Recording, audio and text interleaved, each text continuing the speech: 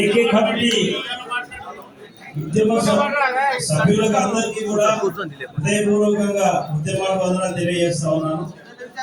Sir, మొన్న నేను మాట్లాడింది నేను కానిస్టేబుల్, నేను అసెంబ్లీలో జై తెలంగాణ అని నేను చెప్పిన. నా భార్య ఎట్లా ఉద్యోగం పోయిందో, నా బతికేమైందో చెప్పిన. దానికి పోదు సార్ నేను. కాకపోతే ఇక్కడ ఉద్యమ సంఘ నాయకులు ఆనందాలతో పాటు చాలా మంది మాకు సుపరిచితులు. నాకు కూడా ఒక ఉద్యమ సంఘం ఉంది, తెలంగాణ ఉద్యమకారుల అభివృద్ధి సంఘం. లెటర్ పెడితే ఏడవాడి చెడిపోయిందేమో అది ఉత్తలే సార్. సార్ సార్ 5 మందికి పర్మిషన్ ఇచ్చారు. మేము 5 మంది వచ్చినాం సార్, 5 మంది వచ్చినాం సార్. ఇంకోటి ఏంటంటే నేను 2004 సివిల్ కానిస్టేబుల్ ను. నేను ఒక దళిత మాదిగ బిడ్డను.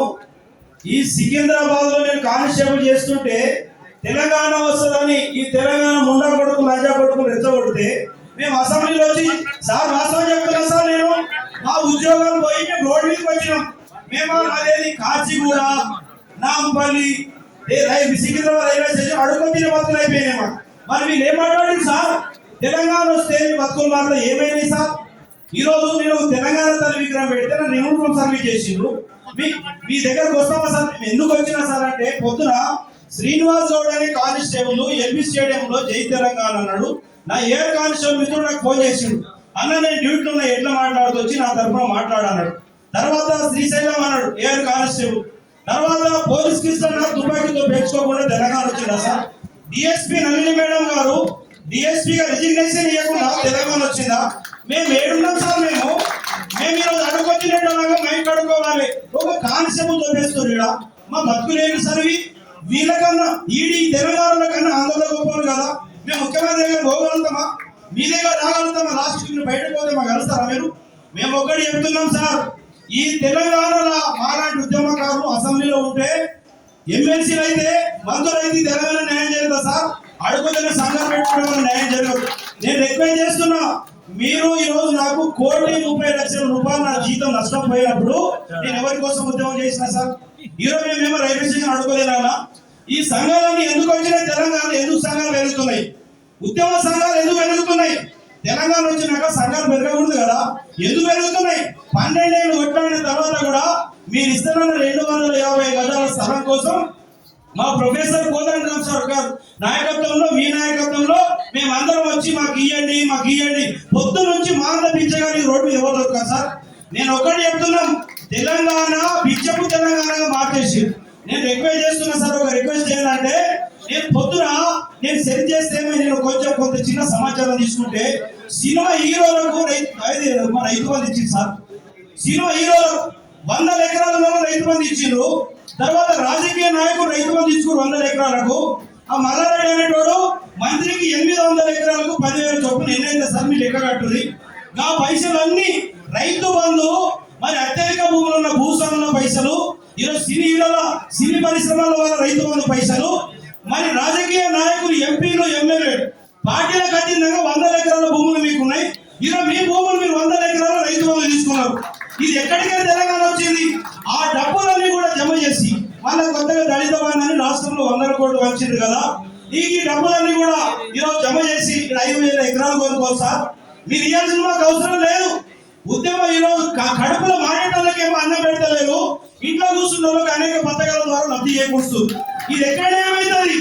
నేను ప్రొఫెసర్ కోదండరామ్ సార్ వీడియో నేను జూకల్లో చినుకుంటూ వస్తున్నా సార్. మురికి ఉద్యమం కాడికెళ్ళి 69 ఉద్యమం కాడికెళ్ళి 2001 ఉద్యమం కాడికెళ్ళి మీరు చరిత్ర చెప్పుకుంటూ వచ్చారు. ఇక మేము మీకు చెప్పాల్సిన అవసరం, చిన్న పిల్లలం సార్. మేము ఎవ్వరు మీకు చెప్పాలంటే సినిమా మాకు లేదు. మా సమస్యలు తెలుసు, తెలంగాణ సమస్యలు తెలుసు, అమరవీరుల కుటుంబాల సమస్యలు తెలుసు, 69 ఉద్యమకారుల సమస్యలు తెలుసు, 2001 ఉద్యమకారుల సమస్య తెలుసు, కళాకారుల. మీకు చెప్పాల్సిన అవసరం లేదు, మీరు న్యాయం చేస్తారు. ఈ రోజు వాస్తవానికి మమ్మల్ని కూర్చోబెట్టి సంతోషమే, కానీ ఒక రిక్వెస్ట్ చేస్తున్నా సార్, ఈ తెలంగాణ వాళ్ళు ఆంధ్రలో దొంగలు అన్నాం కదా సార్.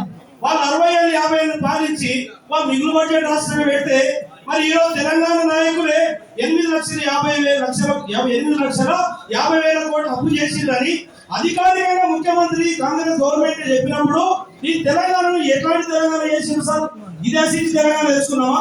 కోటి ఎకరాల మాగాడన్న చుక్క నీరు వచ్చిందా? ఇంటింటికి ఉద్యమం ఏమైనా వచ్చిందా? నేను చెప్తున్నా సార్, ఉద్యమకారులను అందరినీ కూడా మీ బిడ్డలే మేము చెప్తున్నాం. తెలంగాణలో వీడు వస్తే వాడు, వాడు వస్తే వీడు. మేము చెప్తున్నాం సార్, కాంగ్రెస్ పార్టీని అధికారంలో తీసుకొచ్చింది ప్రొఫెసర్ కోదండరామ్ సార్ కాదా? రామనాయక్ సార్ కాదా? సార్ మేము కాదు, అట్లా కాదు. మీరు ఒప్పుకోరు, మేము ఒప్పుకున్నాం. కానీ ఒకటి మేము అంత ఉద్యమకారం కాదా? మేము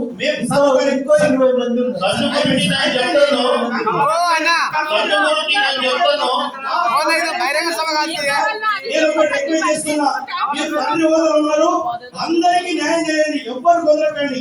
మేము చెప్తున్నాం, మేము గిట్ట ఉద్యమకారులకు న్యాయం చేయకపోతే నేను చెప్తున్నా సార్, ఈ సెట్ తిప్పేస్తా. పన్నెండు మీద సంవత్సరం అనుకుంటా ఆ జుక్కలు ఎమ్మెల్యే అసెంబ్లీ మాట్లాడతా. నేను ముందే చెప్తున్నా, మీరు న్యాయం చేయాలి. మీకు కాముకి చెప్తా ఉన్నా.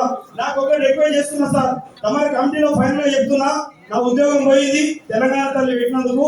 తెలంగాణలో ఉద్యోగం వస్తుంది కాదు, అది పోయింది. నా బ్యాచులర్ అందరూ చేస్తాను హైదరాబాద్ లో. ఈ రోజు నాకు 1,30,00,000 నష్టం జరిగింది. నా కాంట్రిబ్యూటీ కింద మీరు తీర్మానం చేసి నా పోయిన డబ్బు నాకు ఇప్పి మేము ఎవ్వరికి ఆశపడటం కాదు సార్. బయట చిన్న పని చేసుకుని బతుకుతాం. దయచేసి ఆ పని విజ్ఞప్తి చేస్తూ ఈ అవకాశం ఇచ్చిన పెద్దలకు అందరికీ ధన్యవాదాలు, ఉద్యమ బోధనాలు. జోహార్ తెలంగాణ వీరులకు.